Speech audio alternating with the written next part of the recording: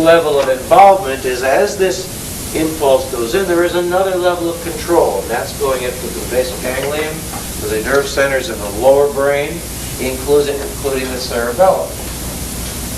And what this does is this gives, this gives primitive control. This is the old part of the brain. This is not the man part of the brain, the woman, the human part of the brain. Good. But this is the vegetative one. This is the one that controls the basal functions. This is the part that gives some control to an organization to the spinal area. The spinal area will work, but it's very generalized and very crude. So the lower brain gives an area of involvement in which it also becomes involved and gives a little control. Then you have the third level of control, which is the neurons that come all the way to the cortex. And the cortex itself is the part which gives you the ability of fine control. And that's man. Human. And that deals with the cortex. This is where you can initiate impulses from cortex to make something work as compared to stimulus to receptors making things work. So the difference between us and an anteater would be the anteater has to use primitive sources. He doesn't have that much of a cortex because he doesn't initiate movement, doesn't initiate dexterity, etc. So there are two areas here we look at. Number one, the basal area. This is the old area. You don't have to think to maintain balance. You don't have to think cognitively to say, I'm going to do this, to be able to maintain balance and movement and be able to determine rates of movement. This is handled by the cerebellum. Any change in the angles. So that is kinesthesia. That is movement sense. Cortex is static sense, posture sense. This tells you where that thing is in relation to itself. It tells me my finger is sitting out here. I don't have to look at it to see it. It tells me where it is. My cerebellum is the one that tells me I'm flexing or moving the finger. But position sense is a very important part. Because as you develop a syndrome, the body starts to have reflexes. And this continual reflex, the degree of the stimulus, the frequency of the stimulus, the length of the stimulus, starts becoming facilitated, creating a pattern. Patterns are well known.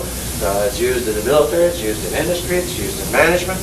You get patterning of mental thought, you get patterning of somebody, you put them on a job and do a particular thing. Sports is patterning, is facilitation. Things automatically happen when they occur. It takes a while to develop these. And some of you that play sports know that it's hard to get, as we call, groove. It's hard to groove yourself to bowl consistently every time, but the more you do it, the more you become grooved, the more this facilitation adapts and you become able to. So we have these areas of involvement, these three areas. Now, as the body has some adaptation, if a vertebra had lateral flexion and rotation and we ended up this way, we would be off balance and we would fall down. Therefore, it has to come back and be able to maintain a dynamic balance. So it starts developing patterns. And these patterns are organized, schemed, planned, well put together. The body knows what it's doing. Dvorak have put out a book in which it talks about the proprioceptive fibers and kinesthesia and static sense and position sense or movement sense, and have shown by taking irritants and injecting them into the spinal cord that they have constantly reproducible, consistent events that occur in different certain muscle areas. Matter of fact, interesting, in their book they also talk about the fact that there were 5 different people that they listed that also stated and correlated that organ dysfunction could create the same patterns that they were getting when they stimulated the nerve root.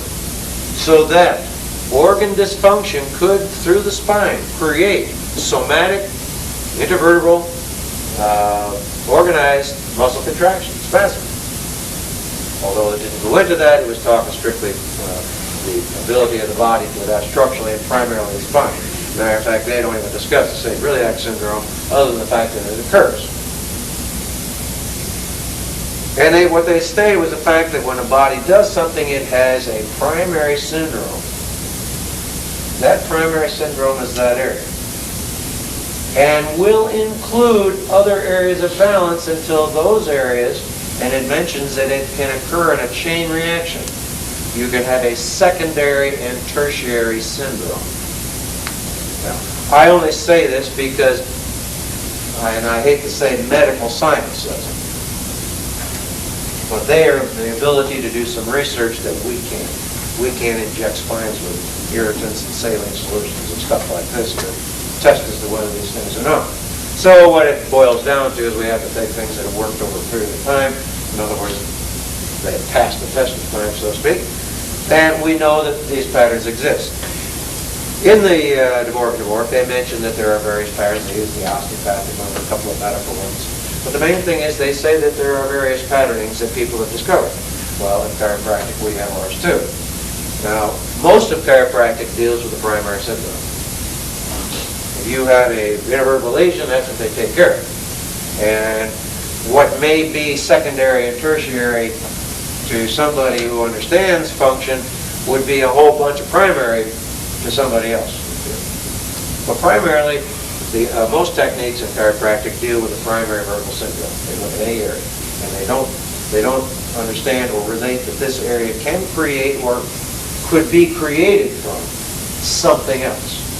That becomes the primary area of focus and treatment. We know in SOT that the body has some ways in which it dumps. Anytime you overload